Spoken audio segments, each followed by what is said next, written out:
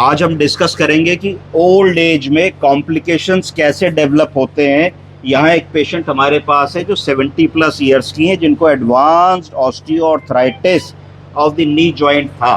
तो इन्होंने विचार बनाया कि हम घुटना बदलवाएंगे। ये घुटना बदलवाने के लिए गई, इनका घुटना बदला गया। घुटना बदलने के एक दिन बाद इनको कुछ चेस्ट में दिक्कत हुई, SpO2 कम हुआ, फिर संभवतः इनको रीगर्जिटेशन हुआ, मुंह का कंटेंट लंग में चला गया जिसको एस्पिरेशन कह दिया, और एस्पिरेशन निमोनिया के बाद इनको और ज़्यादा हाइपोक्सिया हुआ, लंग में बड़ा सा पैच आ गया, फिर ICU एंड वेंटिलेटर की ज़रूरत पड़ी। अब इसको शॉर्ट में देखें कि इनकी डायग्नोसिस क्या थी। ये ब्लड प्रेशर की मरीज थी, मैलिग्नेंट हाइपरटेंशन था। ब्लड प्रेशर कम करने के लिए काफ़ी मात्रा में कई ग्रुप्स की दवाएं इनको चल रही थी। सीवियर ऑस्टियोआर्थराइटिस था। पोस्ट नी रिप्लेसमेंट इनको हुआ अभी 5 दिन पहले। COPD की ये पुरानी मरीज थी, एस्पिरेट हो गई। जब मौके पे आई तो यूरिया क्रेटिनिन बढ़ा था, उसको एक्यूट किडनी इंजरी कह दिया। सेप्सिस थी, टाइप 2 रेस्पिरेटरी फेलियर था। अब हमारी समस्या क्या हो रही है? अब हमारी समस्या ये हो रही है कि हमारा पेशेंट वेंटिलेटर पे अपने वाइटल्स को मेंटेन कर रहा है, परंतु पेशेंट की चेतनता नहीं है। क्या नहीं है? और है भी तो मजेदार नहीं है। माता जी आँख खोलिए, आँख खोलिए। कोई सेडेशन नहीं चल रहा है ना।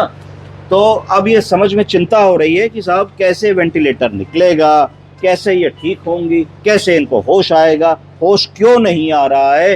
ये न्यूरोलॉजिकल कारण है, मेटाबॉलिक कारण है, सेप्सिस में जा रही है, एसिडोसिस हो रही है, क्या हो रहा है?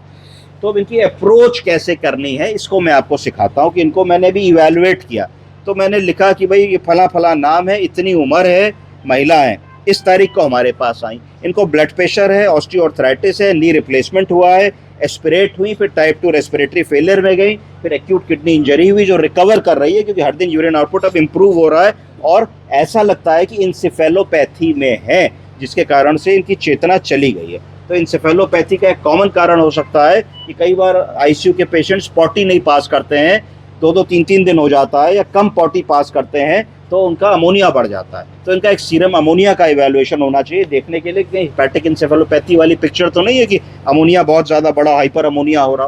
दूसरी चीज़, इनको सिडेशन इनिशियली अगर दिया हम लोगों ने, जब इंटुबेट किया तो नो सिडेशन कर देना चाहिए। जब नो सिडेशन कर देंगे और एक्यूट किडनी इंजरी है तो 24-48 घंटे में जो भी रेसिडुअल सिडेशन वाला पार्ट है वो यूरिन से निकल जाएगा। फिर ब्लड प्रेशर में आर्कामीन चल रही थी, जो सेंट्रली एक्टिंग क्लोनिडीन होती है, उसको रोक लेना होगा, उसको हम नहीं देंगे इनको। उसके बाद उसकी जगह पे सेफेस्ट ड्रग है कैल्शियम चैनल ब्लॉकर। हम सिल्निडिपिन या एम्लोडिपिन, अगर BP 140-90 के ऊपर होता है तो मिनिमम डोज से शुरू करेंगे, 2.5 mg 5 mg से, फिर आगे उसको देखेंगे कि क्या करना है। फिर एक अलर्टनेस बढ़ाने के लिए मूड अलर्ट दवा को 100 मिलीग्राम को OD से हम लोग शुरू करेंगे।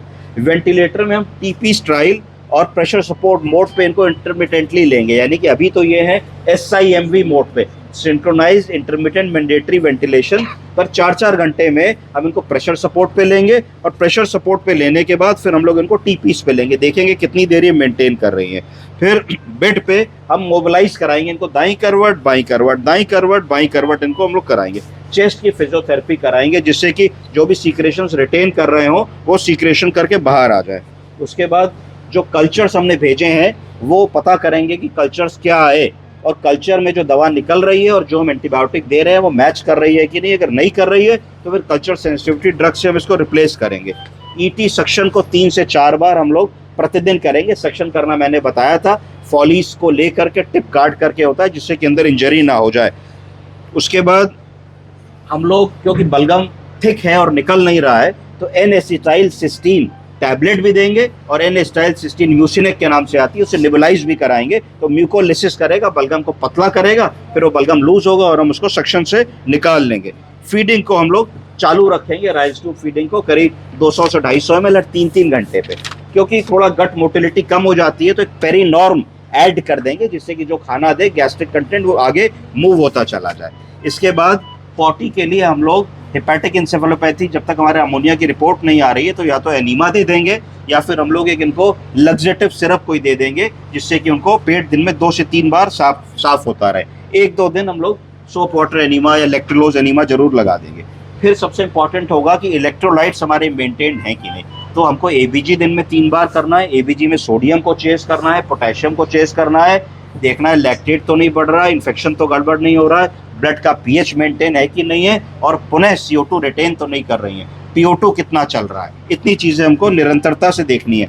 हम इनको मैग्नीशियम को सप्लीमेंट करेंगे, इंजेक्शन मैग्नीशियम सल्फेट देंगे, 3-4 स्टूल्स टारगेट करेंगे, बुखार आने पे इनको एंटीपायरेटिक पैरासिटामोल देंगे और इनपुट आउटपुट को चेस करेंगे। इतना करने के बाद भी अगर 24 से 48 घंटे में चेतनता में कोई इंप्रूवमेंट नहीं आता है तो फिर क्या करेंगे? सोचेंगे कुछ न्यूरोलॉजिकल इवेंट तो नहीं हो गई, और ब्रेन का एक स्कैन करा करके देखेंगे कि कहीं कुछ न्यूरोलॉजिकल एंगल तो नहीं है जिसको हमें एड्रेस करना है। आप समझे इस केस को कैसे टेकअप करना? Yes sir. Thank you.